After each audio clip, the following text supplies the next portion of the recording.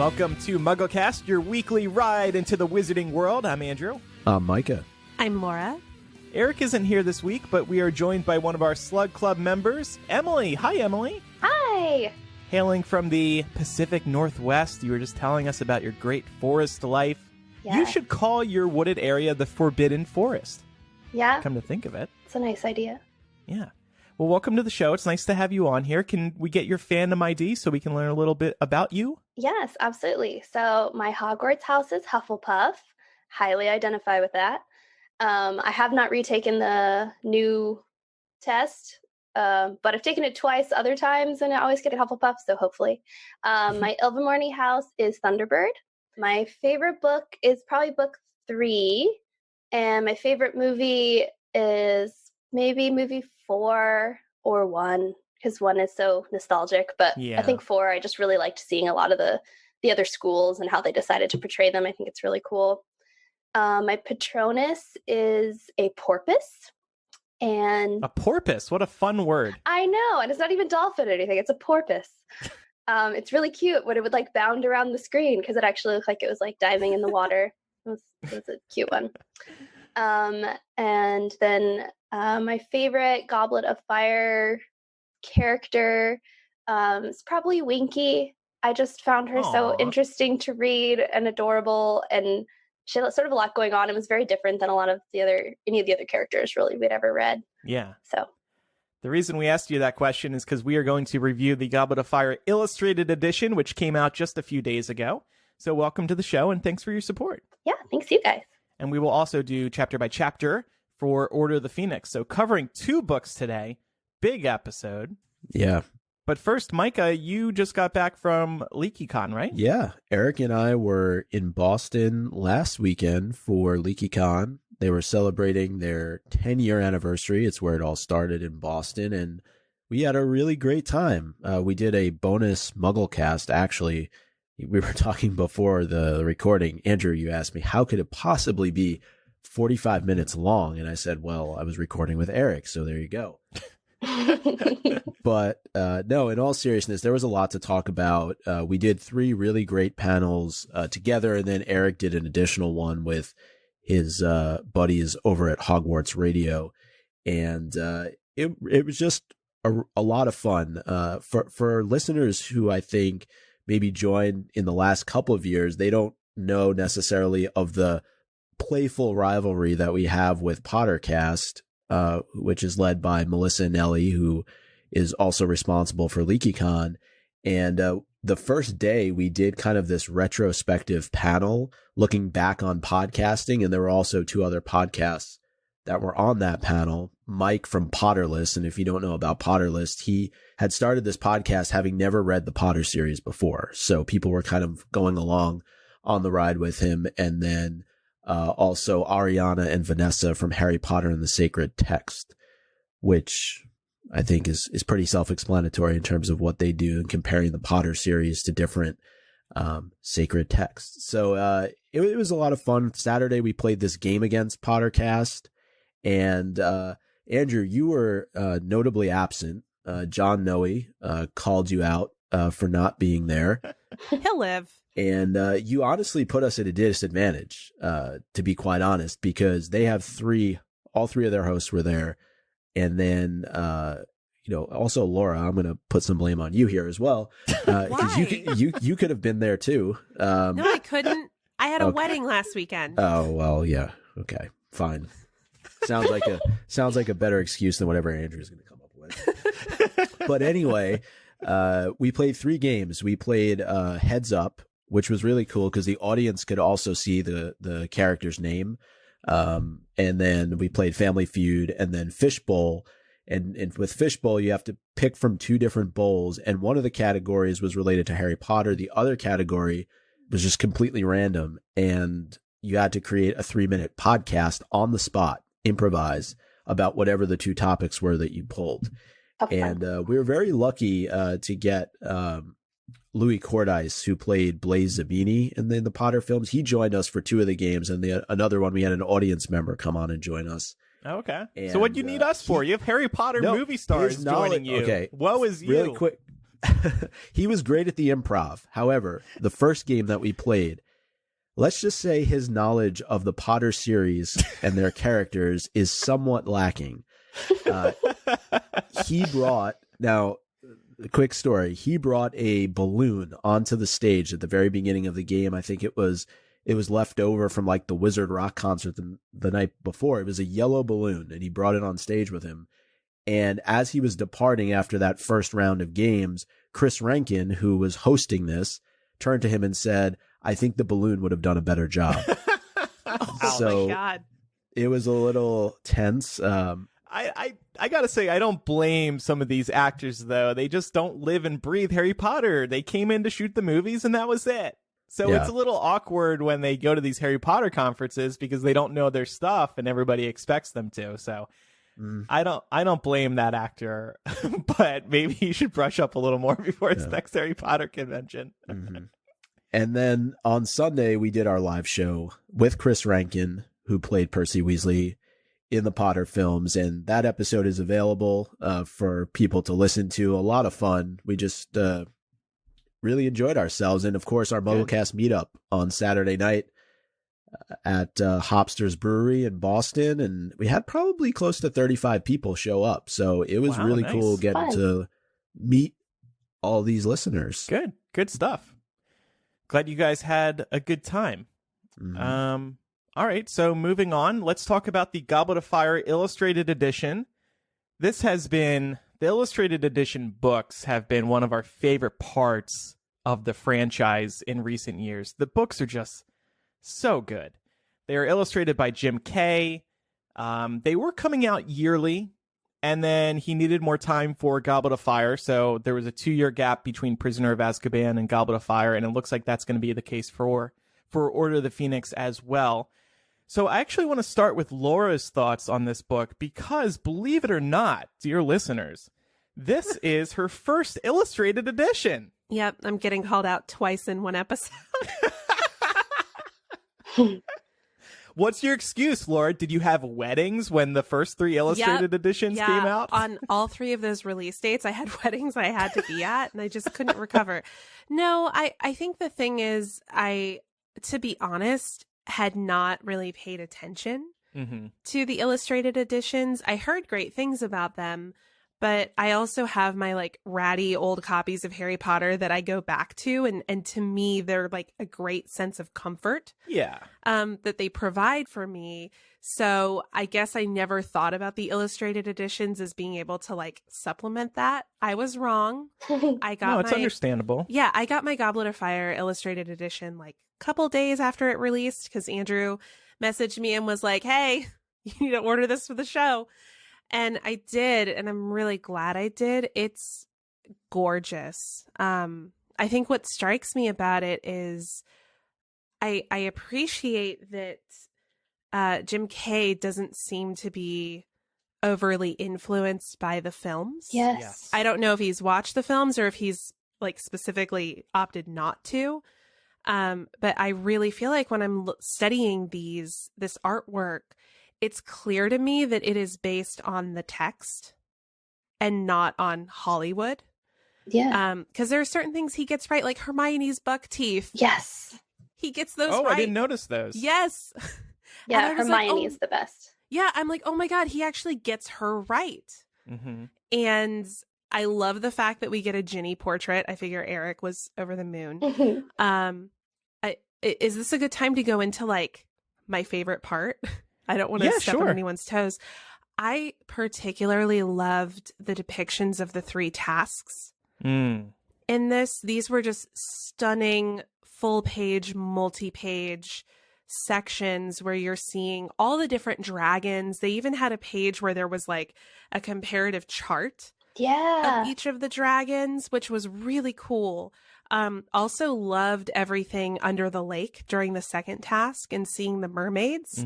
And then of course the third task, it's just, I think that was really, I don't want to use the word task, but it was probably quite a task to portray that accurately. Because it is such like a bombastic, climactic moment of the book, but I really think that he did it justice. Yeah. I'm really pleased with it. Yeah. Good. I'm glad you like it so much.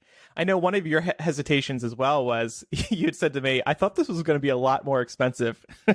Yep. Yeah. Well, anytime you think about an illustrated edition of a very iconic novel, I was imagining this was going to be like $100 or something. Yeah. And I was like, yeah, and they're bigger physically. And usually bigger books are more expensive. I feel. No, this was super affordable. Mm-hmm. Yeah, I think, Micah, I think you wrote this question down in our doc. How does it compare to the previous three? And I'm not sure I have an answer for that. It's more of the same, and the same is very, very good. So it's heavier. What'd you say? I said it's heavier. It's how does it compare? It's the heaviest one yet. Yeah.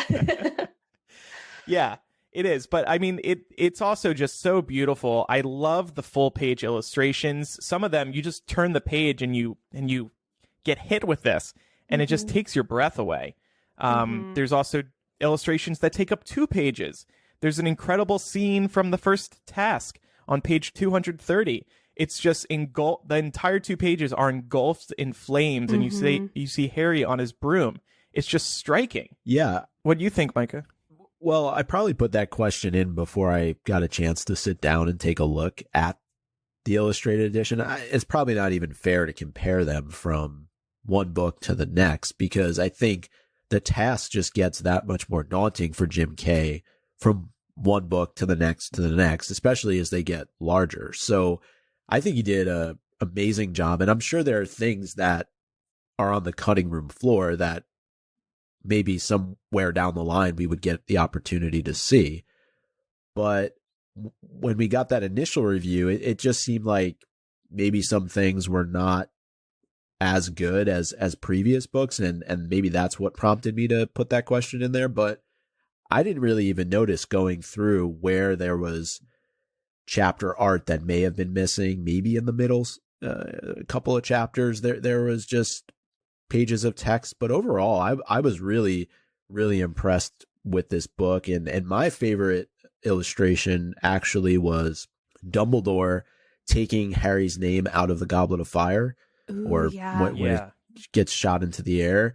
It was just really, really well done. I also really liked a lot of these characters, which we have listed here, just the depictions of each of them. I thought Rita Skeeter was really cool. Yeah.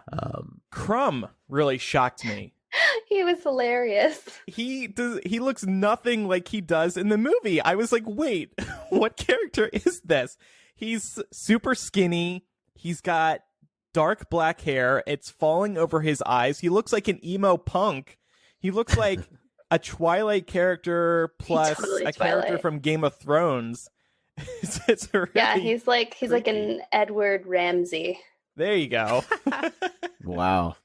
That's a great depiction. But then who is it that's in the poster? Is that another one of the Bulgarian Quidditch players? Because those two people, It looks like him. they look a little different. Yeah, I think it's like his angle. The hair is more obvious in some of them, because you see him again on like 197 and then again at the Yule Ball in 262. And his hair is kind of the same, but you can tell it sort of depends on how they have his like body shifted of how emo his hair gets. Yeah. And then Cedric, he has an incredibly sharp jawline. Oh, yeah. Like, he almost looks emaciated. I guess he's supposed to look like extremely attractive. To me, it's like, whoa, he's way too bony for my tastes. But yeah, so he was kind of surprising as well. You may have noticed on page 36, and this is the only Easter egg I'm aware of. If anybody else knows of others, I would love to hear about them. But on page 36, sorry, I have to like move past my mic to look at the book because it's quite hard doing this with a mic in your face. But on page 36, there's a reference to J.R.R. Tolkien. In Ron's room, you can see on the spine of one of the books, J.R.R. Tolkien's crest, I guess you would call that. Plus, he's also got Quidditch Through the Ages sitting there, and an Ordinary of Arms sitting there too. Just a bunch of different books. It looks like a book from Newt Scamander as well, presumably Fantastic Beasts. And then A Snitch in Time just makes me think of A Wrinkle in Time, because that's what book I would have up on the back of my shelf. I just noticed he has a toy Ford Anglia on his shelf as well. Oh my God, Why cute. would he have that? And a Hogwarts snow globe, so a lot of different things. Ginny finally appeared. I know Eric already made that Ginny art his iPhone wallpaper. Wow. She's beautiful in that picture, too. He did a great job. Yeah. I'm guessing he's probably going to reach out to Jim Kay and see if he can get an original art print for his apartment and have Jim sign it and go through the whole thing. Have Bonnie Wright sign it.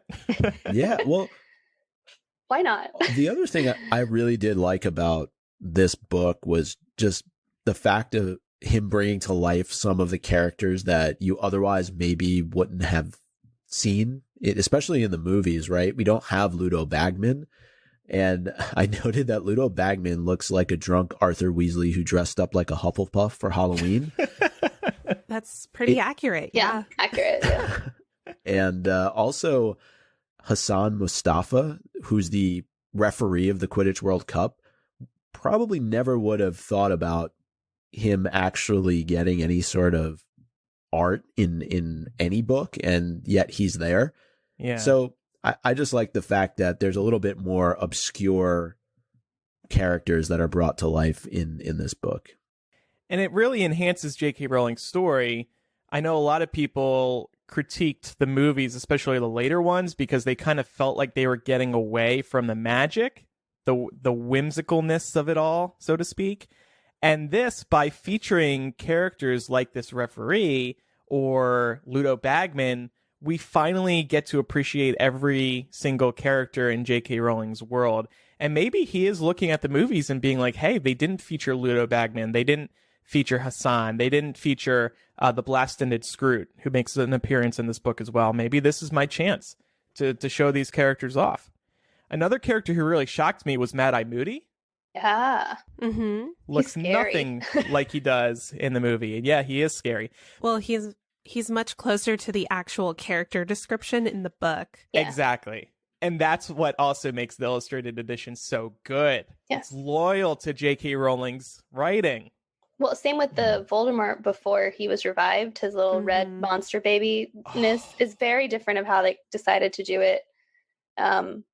But is just how the text, like that's exactly what you would see in your head if you're reading the text. Yeah. And speaking of Voldemort, what I appreciated about this was I didn't feel like Jim Kay relied too much on like serpentine characteristics to portray Voldemort. I mean, certainly he has some of that going on, but my big critique of the movies, especially of Goblet of Fire, was it felt like Ralph Fiennes was trying to move like a snake throughout that whole graveyard scene. And it really took me out of it because he was like sticking his tongue out and like waggling it around and almost like dancing throughout his routine. It really took me out of the moment because that's not how I read it in the book. Maybe other people on the panel have different interpretations of it, but I felt like, again, this was an area where he really let the text lead him. Yeah. In terms of how he portrayed Voldemort, and I really appreciated that. I agree with that completely. The red Voldemort baby, unreal. Unreal. Like, so wow. gross. I think I gasped when I saw that in this book. Yeah, it's super creepy. Yeah. It reminded me of the Kappa from Fantastic Beasts or Crimes of Grindelwald. You get like a very, very brief shot of the Kappa coming out of the water in Circus Arcanus, and it just that's what it made me think of, quite honestly. Yeah. And once again, Jim Kay will sometimes put text over top illustrations, which is really cool. Like, for example, I don't know if this was Jim Kay exactly, it may have been somebody else who worked on the book with him, but they put text, J.K. Rowling's text, within the pensive, for example. That was a super cool page. There's another page, 396, 397, where Voldemort's eyes are poking through the text. Yes. It's just so cool. And then, of course, the battle at the end, it takes up 6 pages. The first 2 pages are Voldemort casting his spell. The next 2 pages are all of the wand's memories, because this is Priori Incantatem. And the next 2 pages are Harry's side of the duel.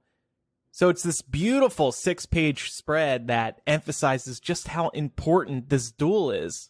They're gorgeous. The lightning in that one panel is just so pretty. Yeah. I really liked the arrival of both of the schools. They each got a full page. Well, one is, I think, maybe the exit of the Durmstrang, but you got to see, their whole ship.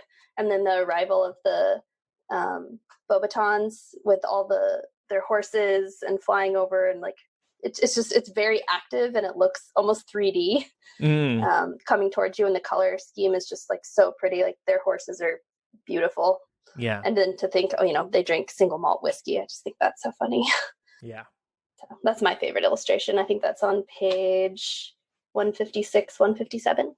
Anything else that stood out to you all? I wanted to call out that Jim Kay dedicated the book to his departed family dog. I saw that and I was like, oh, and then he drew her in, so she's on that dedication page. Oh, that's so sweet. Cute. She's precious. Yeah. It's pretty cool to be able to share a dedication page with J.K. Rowling. Yeah.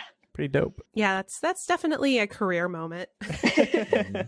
I'm guessing J.K. Rowling had to approve that, but given her affinity for animals, I'm guessing it was a pretty quick approval. Right. Was there a dog at the fairgrounds? I was wondering, no, honestly, I didn't catch that, so I'm glad, Laura, you just mentioned that, because I was wondering, what is this dog doing just kind of sitting on the stump at the Triwizard Tournament? Or the Quidditch World Cup. Quidditch World Cup. Oh, yeah, sorry. Quidditch World Cup. Yeah. J.K. Rowling, is that canon? Please tell us. No, that is cool. That is cool. All right. Those are our thoughts on Goblet of Fire Illustrated Edition. It comes out this time of year for a reason, for the holidays. Put it on your wish list if you don't want to buy it ahead of time, if you can wait a little while. It really is fantastic. We all love the Illustrated Edition so much. Like I said, we probably have another 2 years to wait before we get Order of the Phoenix Illustrated. Maybe 4 years, because Eric thinks that it's going to be 2 separate books. Oh, wow. It won't be. No. But next year, I think we're going to get Quidditch Through the Ages Illustrated Edition, because they released Fantastic Beasts, they released Beetle the Bard, so they're putting in these smaller books in these off years while Jim Kay works on the Harry Potter series itself. And these other ones have not been done by Jim Kay, they've been done by other people, which has been cool to get different artistic takes on J.K. Rowling's writing. Before we get to Muggle Mail, it's time for a word from this week's sponsor, Your Super. They are on a mission to improve people's health with the power of super plants. Your Super's functional superfood and plant protein mixes are made from naturally dried organic whole foods, nothing else. These are fruits, vegetables, seeds, grasses, or leaves that are extremely high in a variety of vitamins, minerals, antioxidants, enzymes, and healthy fats. These nutrients are all essential for your health and well-being. In fact, Your Super was started when one of the co-founders, Michael, was diagnosed with cancer. His wife, Crystal, started making superfood mixes to help him rebuild his immune system. And when they saw the impact superfood mixes had made in improving Michael's health, they decided to share these formulas with the world. These, of course, are for anyone who just wants to feel healthier and have more energy during the day. I picked the Chocolate Lover Protein. I can add it to my daily breakfast. It is a delicious yet super healthy way to start the day. Plus, I love chocolate, so it's perfect. And I feel good about Your Super because they have a transparent supply chain. I want to know what I'm putting in my body, especially when it comes to something that's claiming to be nutritious. Get the cleanest superfood and plant protein mixes at yoursuper.com. That's YOUR super.com. Get 15% off your order when you use code MuggleCast at checkout. Just go to yoursuper.com and don't forget to get 15% off with promo code MuggleCast at checkout. Thank you, Your Super. All right, time now for some Muggle Mail. We got a voice memo from one of our listeners who had some interesting thoughts on Sirius. Hey, MuggleCast, Shelby from North Carolina here. So I just had a couple thoughts that I wanted to share about the last episode in terms of how we really view Sirius at this point. You guys talked a bit about how he's not really acting as the most ideal father figure here, but I don't think that that's necessarily all his fault. we see in Goblet of Fire that he really is very parental with Harry. He is writing him throughout the year. He comes back to England. He's in Hogsmeade. Whenever Harry has a problem, Sirius is there with some very solid advice. Whenever Harry gets back from the graveyard, Sirius is right there. He's with him the entire time as he is relaying the story to Dumbledore, and is just very parental. So in terms of who Harry's parental figures are, I think we do have to take into consideration what James and Lily wanted. They know who Sirius is. They could have chosen Remus. It's a good thing they didn't, but they didn't choose Peter. They chose Sirius. And I think that deep down, it does have Godfather material. It's just, I mean, he's regressing back to possibly some adolescent stages. You know how some people, when they come back to their parents' house, they kind of act the same way that they acted when they were in high school? I think we are starting to see an appearance of what perhaps Sirius was like as a teenager. Though I do think this helps make him and Harry kindred spirits, because the key thing that Harry and Sirius really share is that they have both been deprived of something. Harry has been deprived of having a normal life with his parents, and Sirius has missed out on his entire young adult life. He literally spent a third of it in Azkaban. And think of all the maturing that you go through during that time, which you guys touched on a little bit. Anyway, thank you guys so much for everything you do. Love the show. Talk to you later. Bye-bye. I love that. Yeah. Thank you, Shelby. Yeah. I know I was kind of hard on Sirius a couple weeks ago, so wanted to get that feedback in there. Well, I think that it's right to say that at this point in his character arc, he's maybe not the best parental figure for Harry, but Shelby's right. There are a number of cases between books 3 and 5 where Sirius does step up to the plate and behave in an appropriate way. So just good to remember. Mm-hmm. And I also think it's unfair to compare him to Molly Weasley, especially given that she's raised 7 kids. Not to say that she's always right in the way that she approaches Harry, but I think if that's the comparison we're making, we just need to be mindful of the fact that she's had a whole wealth of experience in terms of raising children. Mm-hmm. Right. And she also didn't experience the same kind of trauma that, Sirius has very recently experienced. And, people are very different humans after they experience trauma, and it takes a long time to heal from something obviously as traumatic as being in Azkaban for a long time.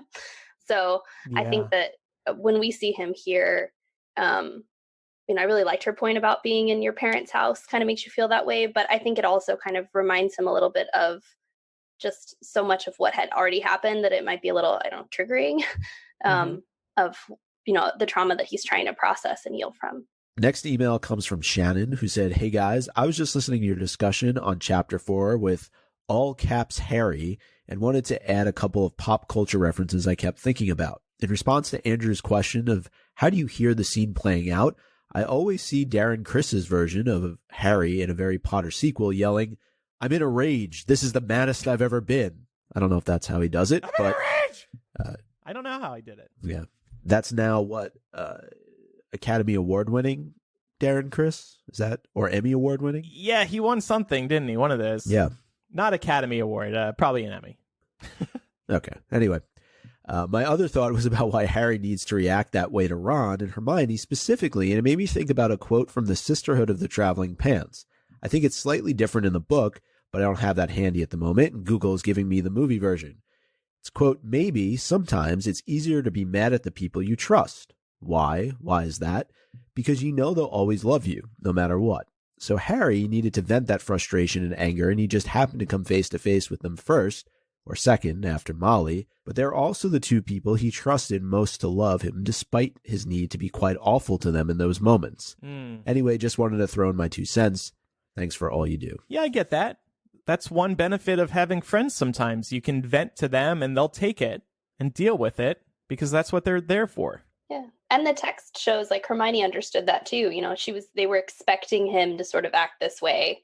And, you can tell by what J.K. Rowling wrote, how Hermione is acting and the words that they wrote, that she gets it. She knows that he's not really mad at them as much as he's just mad and needs to vent to them. Yeah, definitely. The next email comes from Gina. Gina says, "Hi, MuggleCast. I'm writing you all in regards to your conversation about Percy in the last episode. When reading about his row with Mr. Weasley, it made me feel kind of bad for Percy. He's come from a family that has very little money, where he's teased by his siblings for being an overachiever and being different. I kind of can't blame him for wanting success. I always thought Percy was a jerk, but when reading this chapter, my heart was hurting for him. I'd be curious on your thoughts about this and Chris Rankin's. Your show has been giving me joy since the start. Thank you for all you do. Thank you, Gina. Yeah, look, he's just trying to do what needs to be done to get ahead in his career. I can definitely understand that. He's just in one of those classic rock in the hard places type of situations. It does suck for him because he's young. He's a recent graduate. He's been offered this job that's too good to be true. And I think anybody at that age and at that point in their career is going to be predisposed to want to think like, oh yeah, I did this. I got it. I did this because I worked hard. Mm-hmm. But in this case, we know that Fudge is actually taking advantage of him in order to spy on the Weasleys and in turn on Dumbledore. And it just sucks because it puts him in this place of like feeling like he's being robbed of his agency so that his boss is spying on his family, and not wanting to believe that, and also not wanting to believe that this wasn't something that he actually earned. Yeah. So it does suck. It's interesting that Gina brings this up because Chris actually spoke about Percy at length at LeakyCon in a number of different settings, but I think something that he said is kind of applicable to her comment, in that he has a very strong belief that Percy is in fact not as smart as he comes off to be at times in the series, and particularly as it relates to Bill and Charlie, Fred and George. Chris thinks that they're actually more intelligent than Percy is, and that Percy spends so much of his time shut away from everybody else because he feels the need to catch up with them. He needs to be studying and doing all these things. So a lot of what we see of him when he does become prefect, when he does become head boy, is, through a lot of work that he's put in, because deep down inside, he doesn't feel like he measures up to his brothers. So interesting. I found that kind of an interesting insight on the person who played Percy in the series. And like the Blaze actor, he knows his character in the series, clearly. Well, Chris, he's a huge Potter fan. Like he would have ensured our win in that game. But I just found that kind of very insightful. Hopefully I did justice to what he said, but it is true. We don't see a lot of Percy, or when we do hear about him, he's always kind of shut up in his room at the Burrow, or he's off in the dungeons, or doing different things in, solitary confinement almost. All right. Well, thanks everybody who has written in with feedback over the past couple of weeks. We read it all. We can't get it all on air, but we really do appreciate it. And we are trying to reply to more of your emails as they come in. So thank you for doing that. And if you want to get in touch with us, don't forget, you can just email MuggleCast@gmail.com, send us a voice memo, send us a voicemail, or use the contact form on MuggleCast.com. Time now for Chapter by Chapter. This week we are discussing Order of the Phoenix, Chapter 6, The Most Noble and Ancient House of Black. And we'll start with our 7-word summary. Micah, kick it off for us. All right. Kreacher. Ooh, he already knows his answer. Kreacher has the foresight. Ooh. Well, crap. 2. Take. Oh God. We need one more word. I know. Just say it. Just say it. Heirlooms. Yes. Heirlooms. There we go. There you go. Very good. Very good. Nice. So this chapter starts off with everybody heading back up to bed. And I thought that Mrs. Weasley really continues to be in overreaction mode. She's so concerned that Harry and Ron are up talking about what they just learned. And quite honestly, who wouldn't be up talking about what they just learned? I mean, she has to be a little bit less tense. What would they possibly be talking about that would warrant her going up and listening at the door? Right. And what is she going to get out of it by listening in? Is she going to knock down the door and be like, hey, stop talking about that. You can't talk about that. That's not right. I don't know what her end game is. Well, I think in her defense, these are children who, over the course of the last 3.5 years, have gone after Voldemort, have gone after Sirius when they thought he was Voldemort's right-hand man. So she's probably worried that after learning what they've learned, they might be up plotting what they're going to do next. And she might be trying to put a stop to that. Yeah, I feel like it's more like that than it is. She doesn't want them like discussing what they just learned as like processing, but more that they're going to start plotting on their own separately because they're not allowed to join the order yet. Do you think if they started planning and Molly overheard this, she would have stepped in, knocked down that door? Probably. Molly. I was wondering though, do you guys have parents who would listen in on your own conversations as a child? No. Not that I know of. Any extendable ears or AirPods being used to listen? Yeah. I don't think so, though. I mean, I grew up in an age, as I think all of us did, where you didn't have cell phones. So a lot of times when you spoke to somebody, you were talking over like a landline. And I wouldn't be surprised if every once in a while my parents would be listening into phone conversations. It's just easy. You just pick it up and you cover the mic side of the phone so they can't hear you breathing. Confession time, I definitely spied on my parents when they were on the phone. Pick up the landline very quietly, and then when I set it down, I press the button before putting the phone down so they can't hear it click off. Yep. No, but this makes a lot of sense. I was just gonna say, my mom definitely would spy on us. She's the type of person who keeps me and my sister and brothers as exes on Facebook so she can keep tabs on them. She's just that kind of person. Oh my gosh. Lots of spying going on. Yeah, if my parents ever spied, they were pretty stealthy about it because you wouldn't know. I don't remember anything like that. Or your parents just weren't spies, and good for them. Yeah. Yeah, they were large. They were pretty big proponents of like everybody's allowed to have secrets and like that's okay. Yeah, my parents were the same way. And we also only had like one landline phone for a really long time because they didn't want us having one up in our room just because they didn't want us like ringing in the middle of the night when we had telemarketers and stuff. And so you'd have to like sneak downstairs if you wanted to use the landline telephone and like sit quietly in the corner of the living room talking so quietly so you didn't wake everybody up. So I got my first cell phone when I was 14. I was one of the earlier kids in my high school to get a cell phone. I know now kids get cell phones when they're like 8, but I got this like little Nokia like brick phone. And I used to like go in my closet late at night to get on the phone because if I went in the closet and closed the door, nobody could hear me. So my parents wouldn't like scold me for being up until 3 a.m. on the phone. And it was usually with people I met through MuggleNet. So yeah, I use like Yahoo Instant Messenger for that. Yeah.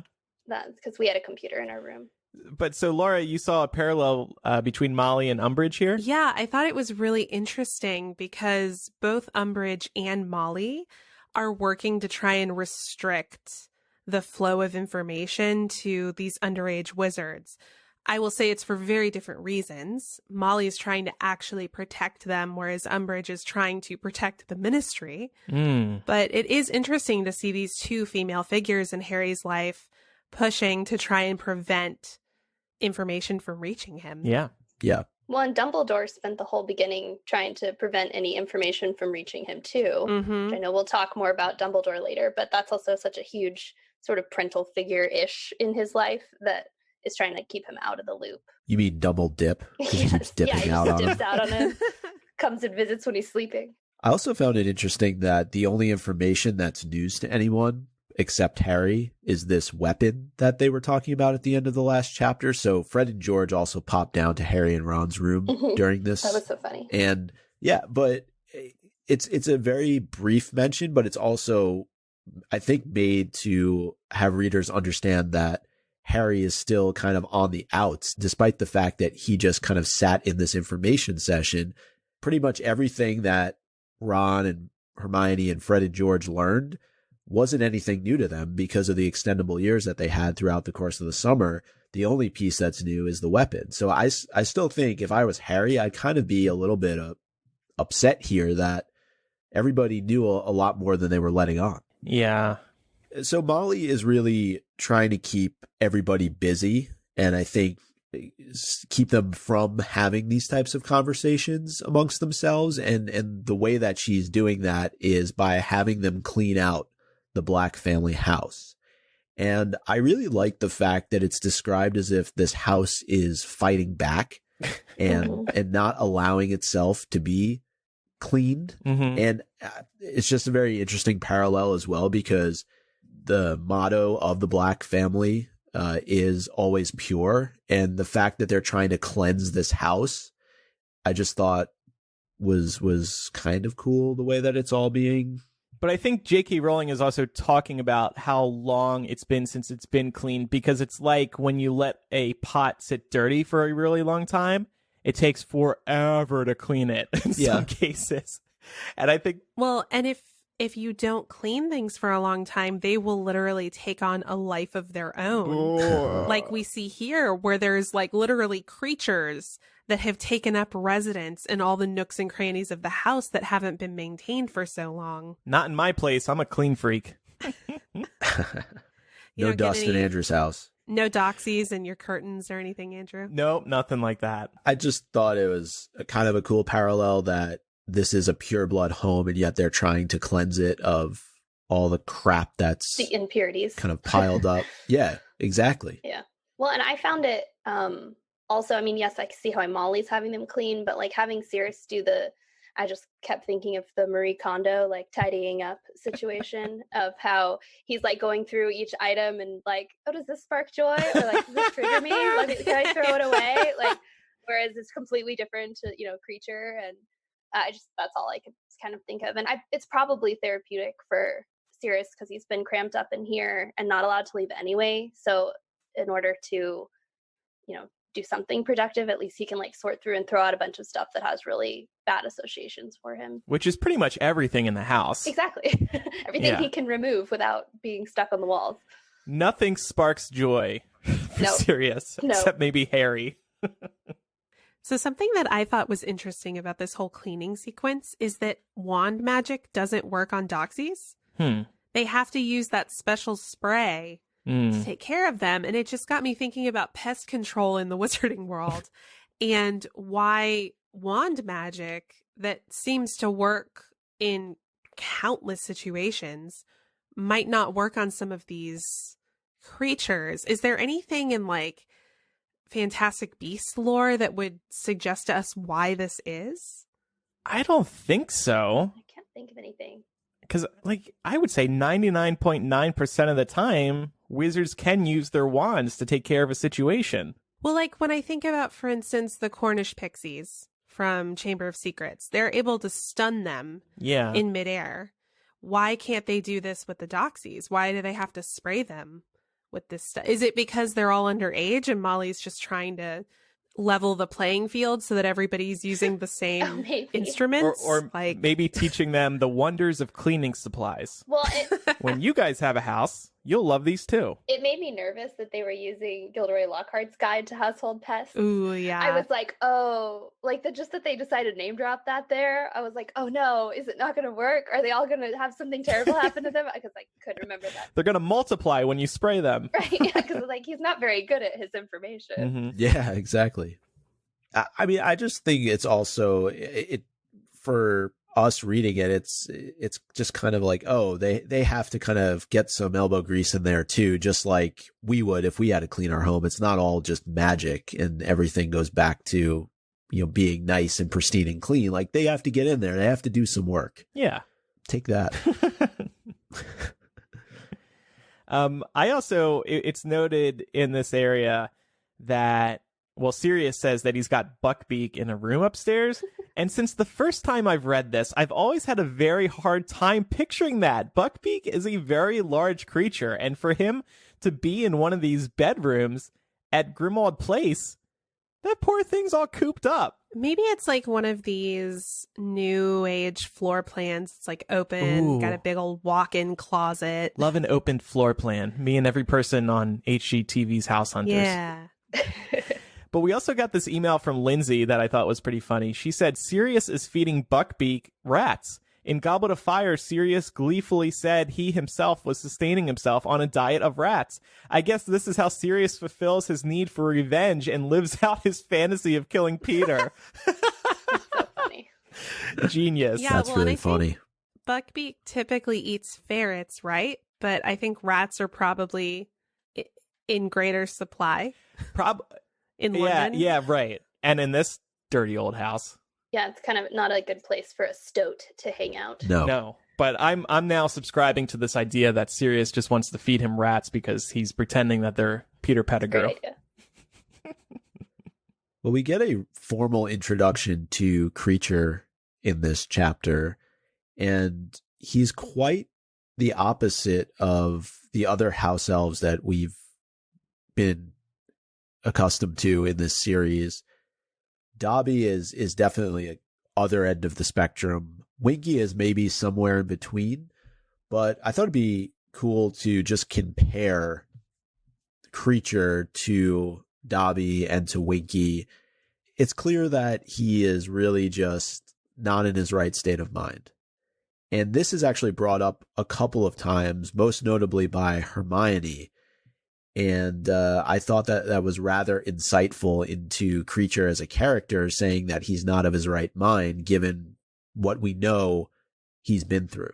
Yeah, and that made this whole sequence with Kreacher in this chapter that much more heartbreaking to read, because you know what he's been through. Not only is he suffered the psychological and physical abuses of being a slave, he was also damaged by Regulus Black when he was forced to, what was it? He wore the locket and then also drank potions. So it really does kind of hurt to read that. You know, of course, when you're reading that the first time, you're like, well, of course, we feel sympathy and a lot of empathy for him because of the situation he's in, that he was born into, and this is the only thing he knows.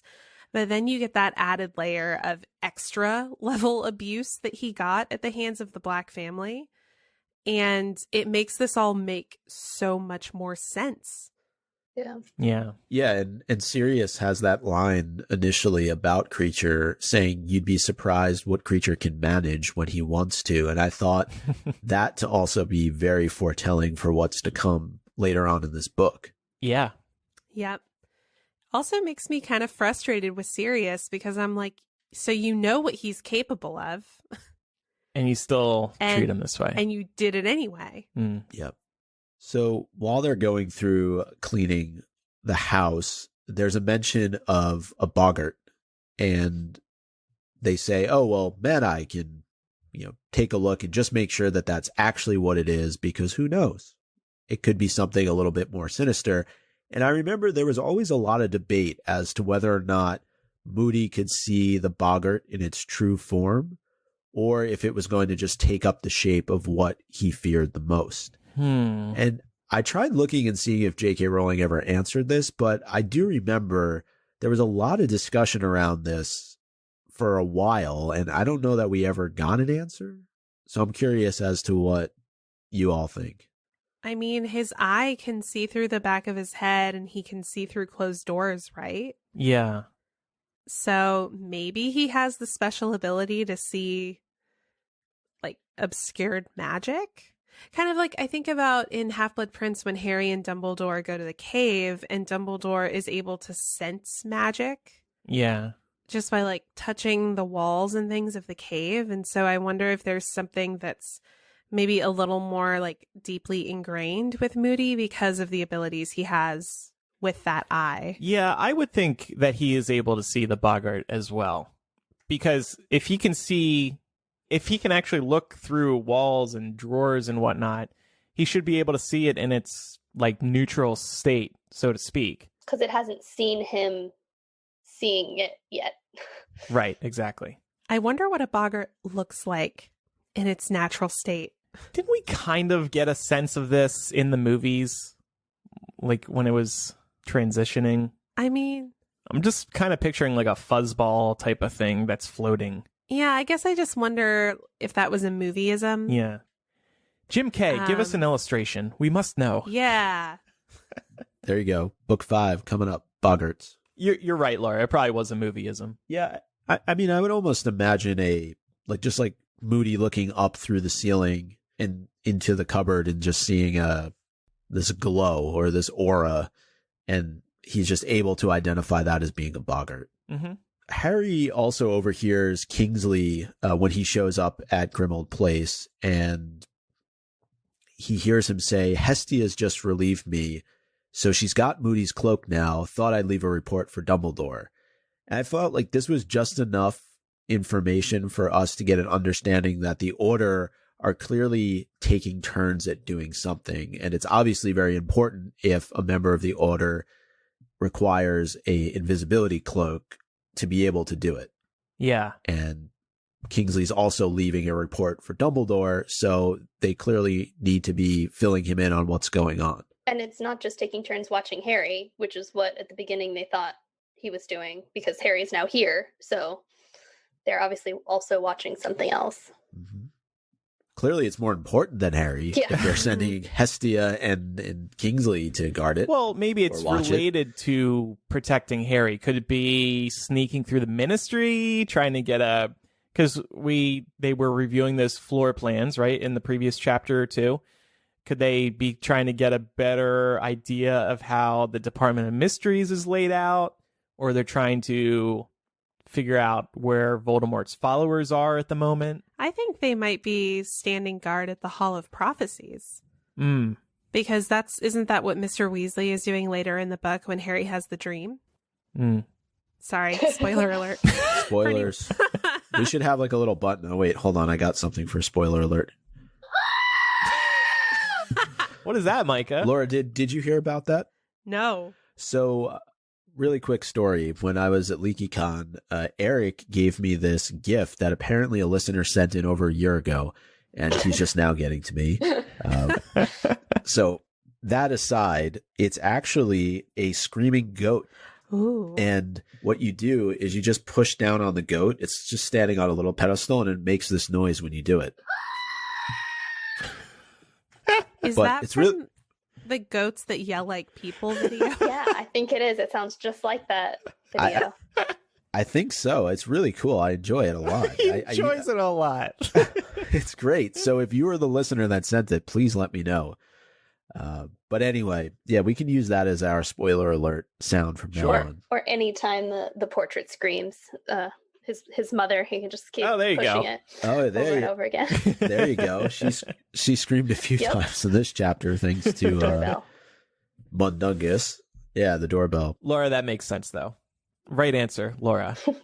Ding, ding, ding. Well, speaking of screaming goats, wanted to talk about the Weasley twins. Nothing related to them, but yeah, I guess as an adult going back and reading this book, I was just really impressed by their business savvy. And they, why can't we do something like this? Yeah, and they're just on the ball. Even in this chapter, they're stuffing things into their pockets and looking to test things out. They're actually serving as their own test subjects, which they tell Harry about. They're putting the Triwizard winnings that Harry won last year to good use. We learn that they're running a mail order business, and this just kind of goes back to what I was talking about earlier with what Chris Rankin was saying about Percy. You really get to see how smart the Weasley twins are. Mm-hmm. And I don't think they often get enough credit for how smart they are to be able to do a lot of what they're doing. I think it takes a lot of advanced magic to make a lot of the things that they're creating. And I just wanted to give them their kudos. And they're just so handy. And of course, credit to J.K. Rowling for coming up with these types of things. It's like the skiving snack boxes are so genius. but I was thinking they would absolutely be abused by Muggle students.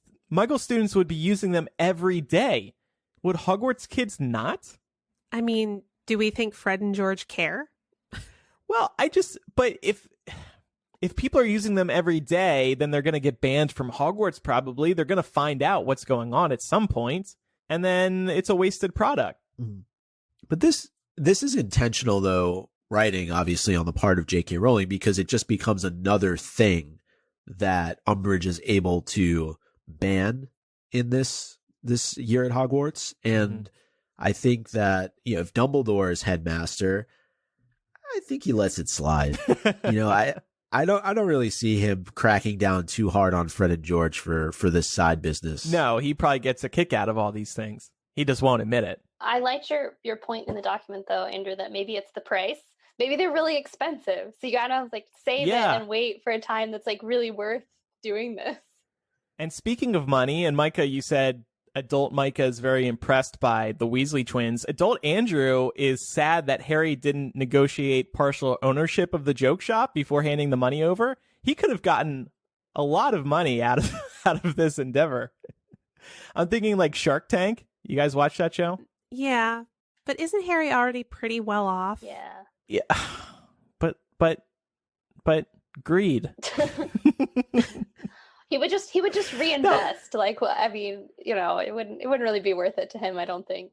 I just think it should have been like Shark Tank on ABC when the sharks are like, I'll give you 100,000 galleons for 10% of the business. And then Harry wouldn't have needed to become an Auror after Hogwarts. He could have just continued to make money, passive income from Weasley's Wizard Wheezes. So I figure we could talk a little bit more about Kreacher because he makes a couple of appearances in this chapter. He has some nice things to say about Molly. Laura, I don't know if you want to read this, but apparently he's quite his sense of smell is very good based on his initial comments about her. Yeah, so he says of Molly, smells like a drain and a criminal to boot, but she's no better. Nasty old blood traitor with her brats messing up my mistress's house. Oh, my poor mistress, if she knew the scum they've let in her house, what she would say to old Kreacher. Oh, the shame of it, mudbloods and werewolves and traitors and thieves. Poor old Kreacher, what can he do? Laura, you have to read every Kreacher line from now until the end of the book. I kind of love Kreacher. Oh, my poor mistress. Kreacher's just so mean, and he's doing it right in front of Sirius, and I'm wondering why Sirius doesn't say, hey, issue a new command. Thou shalt not insult mudbloods, or say the word mudbloods. Right. Do something that would prevent him from saying those types of things. But I wonder if he would listen. Because he thinks he has to. Well, he thinks he's saying them in his own head. That's what they keep talking about. Is he doesn't really even realize he's saying them out loud. So if he already thinks he's being polite externally, so I don't know if it would do anything. And I also wonder if house elves even if they understand the concept of private thoughts. Because even Dobby in book 2, when he was bad-mouthing the Malfoys, it sort of came out and then he would start, beating himself for what he said. And so I wonder if this concept of internalized thoughts is something that even occurs to them, that they're allowed that level of privacy. Oh, that's very interesting. Yeah, that's an interesting point. Maybe Sirius could have asked them, delete the word mudblood from your vocabulary. Don't even think that word. Like a computer. Yes. Kreacher's a robot, right? I don't know. It makes me think about, I don't know if anybody here has maybe an older relative who uses language that is not 2019 right approved. And I think a lot of times when people are dealing with family members like that, they kind of default to the state of we're not going to change anything about this person. So do I even want to have that fight? That's true. That's a great point. Kreacher is kind of like the dirty old grandmother that has no filter. Right. Nonetheless, we've been told that wizards can tell their house elves what to and not to do.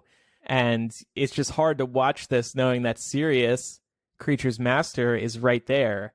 I see the point about he doesn't even realize that he's saying these things out loud, but there's got to be something you could do. Mudblood is offensive to Hermione and everybody else. It's not healthy for a child like her to hear it. I don't even think Sirius wants to be Kreacher's master, though. Yeah. So I don't even think he's in that mentality of like telling Kreacher what to do because he doesn't want to have to deal with him in the first place. And he even says that he would be happy to free Kreacher, but he knows too much about the Order, which to me stood out as another example of Dumbledore overlooking Grimmauld Place as this safe haven for the Order of the Phoenix. Yeah, or they should have let him go like before they started talking about stuff there. You know, like when they were checking it out, like one person just being like, oh, there's a house elf here. He might be a liability. Let's release him and then we can move it. I wonder how that would have worked, though, because the only person who could release him would be Sirius, right? Ostensibly, yeah. And then if he's freed, then he's free to go tell whoever he wants, oh, hey, by the way, I saw Sirius Black. He freed me. Or he'd just be walking around town just being like, Sirius, you were so annoying last week out loud without anybody prompting him. He also makes a bunch of statements about the relationship between Mrs. Black and Sirius. And Sirius later on in the chapter tells Harry about how he used to go to Harry's grandparents when he would run away from his own home. Yeah. And it just shows you that Sirius has had a rough upbringing. He really is not aligned with his family much in any way, aside from a few cousins that we'll learn about a little bit later on. But for the most part, it seems like he did not get along with his parents. He did not get along with his brother, as far as we know. It's kind of a sad story. Yeah. Especially knowing what we know about Regulus that Sirius doesn't know. Right. Yeah, and even when they're going through the tapestry and looking at all of the names of the family members, he says about Regulus, I doubt he was ever important enough to be killed by Voldemort in person. From what I found out after he died, he got in so far, then panicked about what he was being asked to do and tried to back out. And while there is some truth to that, yeah, Sirius doesn't realize the level of bravery that his brother demonstrated in order to try to destroy a Horcrux. Yeah. Something else that I thought was really interesting when looking at the family tree was Harry asked Sirius if his parents had been Death Eaters. And Sirius said something along the lines of like, oh no, they definitely weren't, but they sure thought Voldemort had the right idea. A lot of people thought that until it became clear, like a lot of the horrific things that he was carrying out. And at that point, it was too late. And I thought that was a really interesting commentary on the rise of like totalitarianism. Yeah. In sort of like that passive acceptance that people have historically had in the face of tyrannical leaders. Yeah, well, it totally made me think of Crimes of Grindelwald. Yep. Like in the same way, it was everyone's like, oh yeah, I can get behind this because he hasn't started doing crazy, terrible stuff yet. Like that they deem as horrific. And by then they're kind of already too into the ideology. And might not want to admit that they're wrong. Yeah, totally. Also, I think a really cool Crimes of Grindelwald connection here is the always pure. I don't speak French, so I couldn't pronounce this correctly, but the Black family motto being in French and knowing what we know about like the Lestrange family. Yes. It makes me wonder if we're going to see any connections to the Black family. I think so. Certainly possible. Yeah. I don't see why not. I mean, Bellatrix marries into the Lestrange family. And Rowling's already got that tree together, so it won't be hard for her to find a connection somewhere. Yeah, I was going to say, we already got family trees going on. Both of them.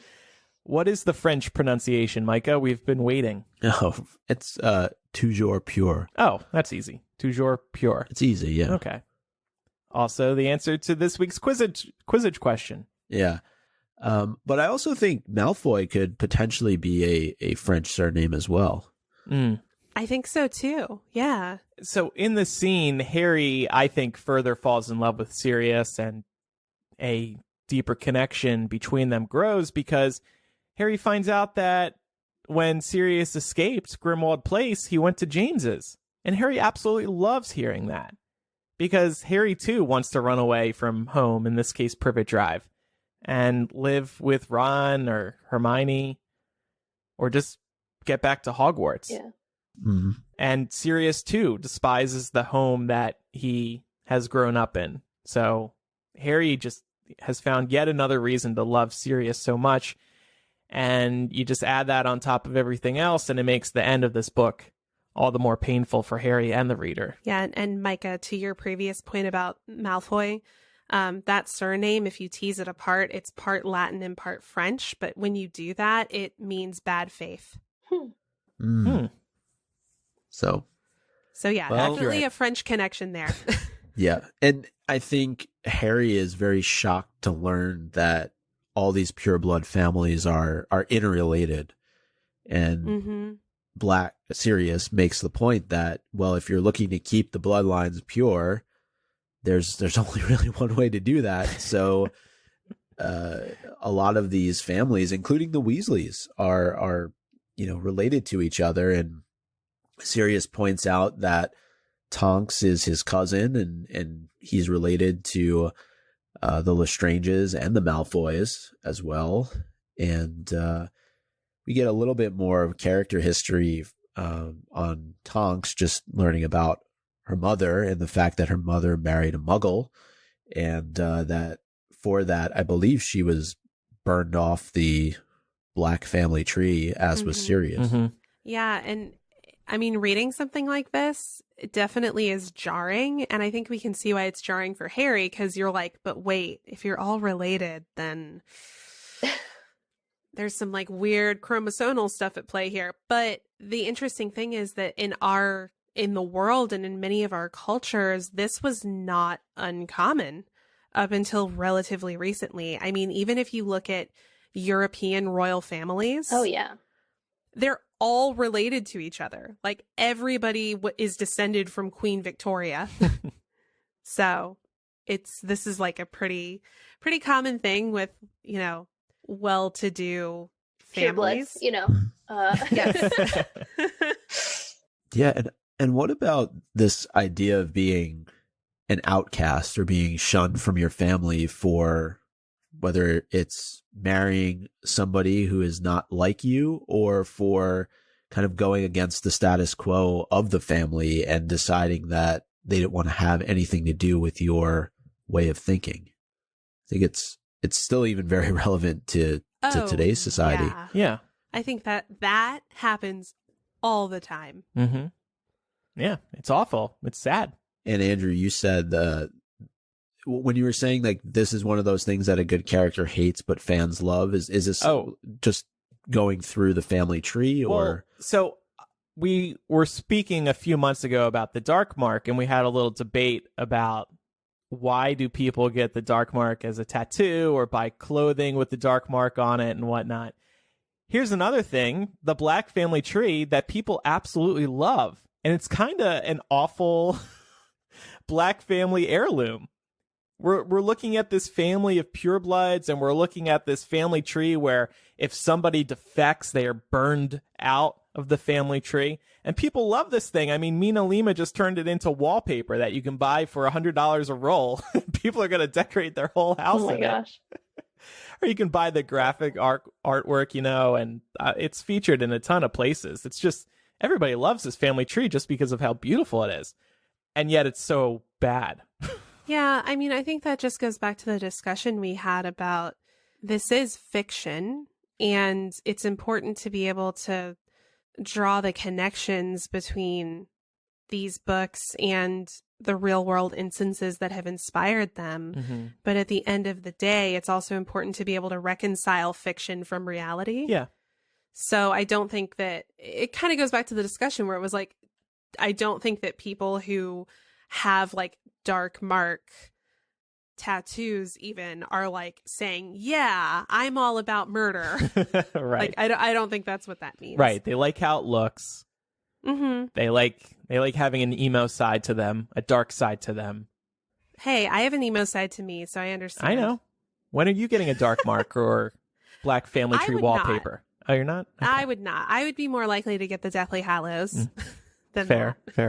And then towards the end of this chapter, Harry's thinking about his hearing, and he's like, oh, gosh, what if I have to go live at Privet Drive forever if I'm kicked out of Hogwarts? I don't want to do that. Sirius, can I come live with you? And Sirius doesn't give Harry a firm yes. He doesn't really give him any answer. And I thought that was kind of terrible because Harry is really down in the dumps right now. He is dreading the hearing, and he needs some support right now. He's not getting it from Dumbledore. He's looking to the next best guy, Sirius, who he sees as a father figure. He just bonded with him over this story of running off the Jameses. And he's like, can I stay with you? And Sirius is just like, Well, why couldn't have Sirius just said, yeah, you can, just to make him feel a little better? well, I don't think Sirius wants to tell Harry a lie. Because what if this hearing turns out badly and then Harry has to go back to Privet Drive at least once a year to seal his protection? So I think this is actually a moment of Sirius exercising some restraint that's maybe not characteristic of him at other points in this book. But he still could have gone back to Privet Drive once a year while living at Grimmauld Place. Just to check in with the Dursleys. Hey, you guys, brought you some Christmas gifts. Vernon, got you a birthday gift. How you doing? Good to see you. Okay, bye. Yeah. Do we think it'd be that easy? Like, if the Dursleys thought he was living with his godfather, would they open their door willingly to him? Just to step in for an afternoon, have some tea, some foreign tea. Do you think they would offer him anything? Harry could bring the foreign tea. There you go. Well, also we learned that from Sirius, Grimmauld Place has every security measure known to wizard kind. It's unplottable, and Dumbledore added his own protection to it. So what place is safer? Privet Drive? I don't know. Right. Could have saved Moody's life if they would have just went to Grimmauld Place. And Sirius also said, I am sure that this hearing is going to go in your favor tomorrow. So just lie anyway. Yes, you can come stay with me. Make him feel good. Yes, that's all I'm asking for. Make poor Harry feel good in this moment. I don't know. Maybe he doesn't want Harry to set the bar too low. A little bit of anxiety is okay in situations like this. That little bit of anxiety is what pushes you to perform, right? And so if Harry was going into this thinking like, oh, well, worst case scenario, I still get to be part of the wizarding world, that might impact how he behaves during this hearing. So I think it's probably a good thing that Sirius didn't dangle the carrot of like, you can come live with me. Yeah. We can basically just be bachelors together. There's a very, very, very, very, very brief mention of a heavy locket that none of them could open when they are cleaning out one of the rooms at Grimmauld Place. And nobody paid it any attention, and except for Kreacher. Kreacher paid it a lot of attention, but a very quick mention of a Horcrux, which we'll find out more about later on in Half-Blood Prince. But yeah, I mean, laying the groundwork early, J.K. Rowling. I know. It's cool. I wonder if handling a Horcrux is like radiation poisoning. Like, they don't know that this thing is radioactive and they're all handling it. Like, did they all get like some slight amount of like Horcrux poisoning if they touched this? Well, being around it, you feel different, right? So, yeah. But it may take longer than like a second because they had to like wear it for a little while before they start feeling it. That's true. Kind of like the ring. Yeah. You just put it on once, it's not going to affect you. But if you keep having it around, it's going to get worse and worse. Right. All right. Well, I think that kind of wraps up the chapter. The only other thing that we had here was that Harry learns that Dumbledore came by in the middle of the night and decided once again not to say anything to him, especially at a moment when he could have really needed him. Right. You know, he has his hearing tomorrow, and Dumbledore nowhere to be found. At this point, why would anybody even say the name Dumbledore to Harry? Like, don't even mention the fact that he was here. Yeah. So rude. And boy, for the reader, that's a punch to the gut as well, right? I still remember feeling really down, knowing that Harry was let down by Dumbledore once again. Yeah, we even saw McGonagall briefly in this chapter. Yeah, in Muggle clothes. But I guess that makes his appearance at the hearing all the sweeter. Mm-hmm. So, worth it for the temporary amount of pain that we and Harry go through? I guess so. It just kind of ends the chapter on a down note, knowing that he has this hearing coming up. That's going to be a really important event to him. He's already extremely anxious about it, as we've mentioned. And we find out that Dumbledore stopped by and didn't bother to even talk to Harry. Yeah. Hey, good luck tomorrow. Hey, you got this, champ. Hey, we'll go party after the hearing so you have something to look forward to. I'm going to sit you down and tell you everything after the hearing. Right. So that kind of wraps up this chapter. It's one I think that's loaded with a lot of different nuggets, a lot of different little pieces of information, especially with the Black Family Tapestry and then the Horcrux and Kreacher. Yeah, there's a lot of foreshadowing. Yeah. Do you think J.K. Rowling was trying to make people pay attention to the locket by calling it heavy? I feel like there was a little hint there. It's not just any locket. It's a heavy one. Heavy with importance. It's got a piece of somebody's soul in it. Yeah. That's super heavy. That weighs 20 pounds at least. How much does a part of a soul weigh, I wonder? I think it depends on the substance of the soul. So Voldemort's soul? I think it's probably... Pretty light. You think so? I think Pretty light. Mundungus Fletcher would have a very light soul. Maybe Percy, too. I don't know, but I think there was a little clue there, but calling it heavy, it kind of stands out. Yeah. But at this point as a reader, we have really no clue as to the fact that Voldemort created Horcruxes. Mm-hmm. And this is so brilliant because over the last few chapters, we've seen so much crap like this. I mean, this is literally like an episode of Hoarders. Mm-hmm. Yeah, these hippies, they've got everything. Totally. A heavy locket, who cares? Not a big deal. All right, so the Umbridge suck count remains unchanged at 3. This toll will skyrocket next chapter, though. Hopefully. It hasn't been moving. Oh, I think we're getting Laura, there. what threads did you find? So there were a few in this one, which is actually pretty cool because at first glance, this chapter kind of comes across as a pacing chapter, but knowing what all we know, J.K. Rowling actually set up a lot in this chapter. So a really fun thread, and Micah, I think you noticed that too, is Buckbeak. Buckbeak was introduced in chapter 6 of Prisoner of Azkaban, Talons and Tea Leaves. What? And in chapter 6 of Order of the Phoenix, this chapter, we learn that he is in Sirius's room. So we're introduced to him both times in the 6th chapter, which is pretty cool. Yep. We also see this continuing theme of Sirius as a prisoner. Throughout Prisoner of Azkaban, he, of course, escaped Azkaban, but he had to live his life in his animagus form as a dog. And now he's having to live his life imprisoned in the family home that he never wanted to come back to. Something else that I think is it's an interesting connecting the thread, but it's also a bit of a contrast.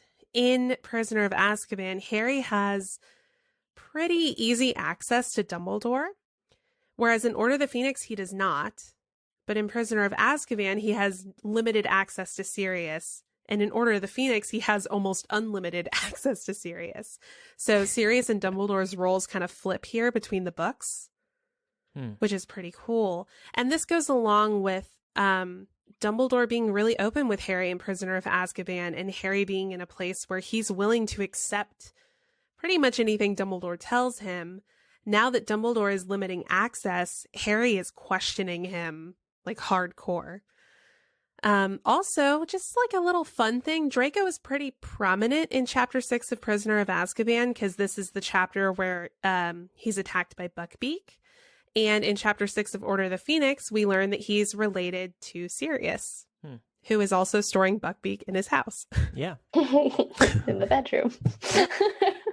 where he definitely doesn't fit. It's like a orca whale at SeaWorld type of situation. I know. Very poor treatment. Well, and it's like, imagine all the poop. Oh, well, we have Evanesco for Well, they that. know they have that. I was just saying, yeah, we just saw that spell. Yeah. I wonder if he makes Kreacher clean it up. Oh. Too mean? Too far? I mean, I wouldn't be surprised if he did. Yeah. Stop talking shit. Start cleaning up shit. Time now for MVP Poor Kreacher of the week. I'm going to give it to the Tapestry for giving Harry what Sirius never could. His backstory. I'm surprised it just took this long to come out. But that's one reason that I love this chapter, hearing about all these connections, this pureblood family and its history. I'm going to give my MVP to Kreacher for saving the Locket Horcrux. We don't know yet that he's done it, but we will very far down the line. So, but yeah. Good job Kreacher. from future Micah. Yeah, except for the part where he lets Mundungus steal it, but we'll leave that. I said Hermione because clearly if everyone just listened to her, a lot less bad beep would happen. Like always. I gave mine to Marie Kondo because I just literally couldn't not think about that when I was watching it. I even watched it recently, and it's just the same. They were doing the same thing, but in the magical world. But not just because it's helping Sirius's mental health, I think, to throw a lot of this stuff away, but also because at the end it's saying, you know, Harry mind was off his impending doom so much during all the cleaning because he was so busy that it allowed him to have fun for the first time all summer. Yeah. And so, you know, even though, you know, they were doing crazy, gross cleaning and things were trying to attack them and hurt them, and the robes trying to strangle Ron, which I found hilarious. But it's, you know, overall, it allowed him, this cleaning spree helped take his mind off all of his sort of trauma from the previous year and impending possible terribleness. Now I'm just picturing Sirius sitting in Buckbeak's room watching Netflix. Yeah. Scrolling through. Oh, tidying up with Marie Kondo. This looks like a good show. Right. I need to clean my house. I could watch this. Because she would just be so cute coming there, like being all adorable, telling them to love the mess. I love mess too, Marie. So yeah. He's so cute. Now let's rename the chapter. Harry Potter and the Order of the Phoenix, Chapter 6, Pure Bloods Only. Harry Potter and the Order of the Phoenix, Chapter 6, The Ramblings of a Demented House Elf. Aww. Harry Potter and the Order of the Phoenix, Chapter 6, The Nazi Wizard House. Oof. Harry Potter, Order of the Phoenix, Chapter 6, The Doorbell. The doorbell. Which was mentioned, yeah, right? It was mentioned like 100 times in the last like 2 chapters. And it was always important stuff going on that Harry isn't partial to. So I felt like he just kept getting it. I noticed Reminded it about it. I noticed that the word undertone was used 3 times in this chapter as well. It was like J.K. Rowling just discovered that word and really wanted to use it. She didn't control find for that word in this chapter. If you have any feedback about today's discussion, send it on in via MuggleCast.com. There's a contact form there, or email MuggleCast@gmail.com, or call us 1-920-3MUGGLE. That's 1-920-368-4453. Or if you really want to be on the cutting edge, you can send us a voice memo. Just record it on your phone and then send it to MuggleCast@gmail.com. We've actually gotten a few over the past week. It's so cool. It's kind of surreal to hear our listeners in such high quality. So thank you to everybody. No matter how you contact us, we really appreciate it. It's really great to hear from you because this is a very one-way street. When we're recording, we don't hear back from you instantly. So it's really nice to hear the feedback throughout the week. Time now for some quizzage. Last week's question was, the Black family tapestry reads the most noble and ancient house of Black, but what is written directly beneath that line? It was always pure. Or what, Micah? Toujours pure. Yeah, see, it's not easy, right? That's why I passed it to you. Thanks. This week's winners included Mere Muggle 13, Jason King, I won't say his Twitter handle, BuffDaddy1969. Not entirely appropriate for the show. And Bookworm62442. And Micah, what is this week's Quizzage question? This week's Quizzage question is, at what time does Harry wake up for his ministry hearing? Okay. So you can tweet us and tweet us the answer and use the hashtag Quizzage. Thanks to everybody who participates. Twitter.com/MuggleCast. Be sure to follow us there if you have Twitter. You can also follow us on Facebook, username MuggleCast, and Instagram, also username MuggleCast. Oh, and don't forget our LinkedIn. Right, Micah? That's right. We would also appreciate... It's exciting. It's going great. We would also appreciate your support on Patreon. Patreon.com/MuggleCast is where you can pledge today, and you will receive instant access to tons of benefits. We just hosted a Slug Club meetup prior to this week's episode. Micah and I hung out with a bunch of our listeners for about a half hour. Just talked Harry Potter, talked about our new Goblet of Fire illustrated editions, talked about where everybody was living, stuff like that. Good times. It's fun to hang out with the listeners face to face. You will also have access to ad-free MuggleCast, our exclusive Facebook group where there's always a lot going on. We also have a feature called the Links Line, where once a month you will be able to answer a question that we post on Patreon, and we might read your answer on the air. You also get a physical gift every year. You also get bonus MuggleCasts. You get so much. Truly, so much. And if you pledge at the Slug Club... opportunity to co-host the show? Yeah, I was getting to that. If you okay. If you pledge at the Slug Club level, you can be like Emily and join us on the show at some point. Thank you so much, Emily. I hope you've had a good time today.